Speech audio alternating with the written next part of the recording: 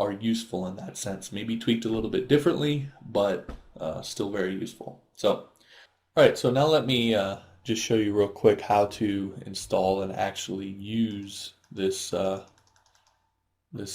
database. So, if you're in your MySQL here, and you're right here on the front page, it's going to have a create database. So you just create a new database, call it. Really, you can call it whatever you want, but Jumbo is what I would recommend. I don't think there's anything in the script that'll make it not work if you call it something else, but there might be. So just something like this, Jumbo, create the database, and then once the database is created, then you actually go in and you select that database. So we want to be in the Jumbo, and it'll automatically select it when you create it. And then you go into import, and you can leave all this stuff the same. You hit choose file, and then we'll go into our C.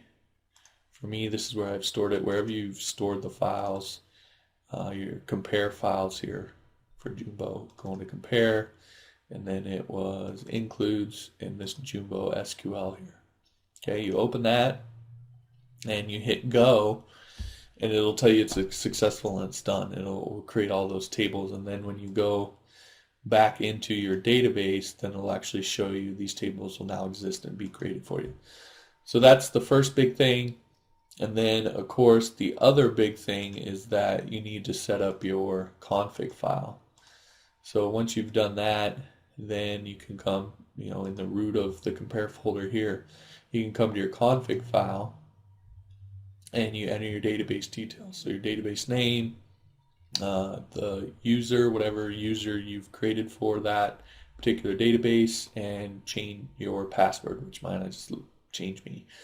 Okay, and then all the rest of this stuff can be left the same unless you've changed some of this stuff here. So app's root URL is at localhost, the JURL is /compare. If you installed it at a subfolder or something, then you might have to do testing /compare wherever you installed it at. Okay, on your local server or even your web server. Although I don't. The only other thing that you might have to do in setting this up then is if you don't already have a user set up for this particular database or a super user, then when you're in the database again here, you could come in, go into privileges, and you add a new user, put in the username, the host, which you'd just put localhost, and then your password, and then you would grant all privileges to that user and hit go, and that would then be the username and password that you use when you're inside your config file here. Okay, once you do all that, then the very last thing that you'll want to do is you'll actually want to go to compare/register.php, because you won't have any users in there. You'll register your admin user, and then at that point you could actually delete this register.php page if you wanted. Again, I don't recommend actually using this script, so if you're just looking on using on local dev, there's really no reason to delete it, but you could.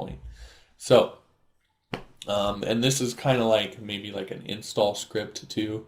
A lot of them have install script. That's really enter your database details here, and you write to the file and so on and so forth. Again, just depends how you want to do it. But once you register a user, then you'll have your first user, and you can log into the system, and you'll be all set to go. So that's how to use it. Again, let me know if you have any questions or comments or whatever the case may be.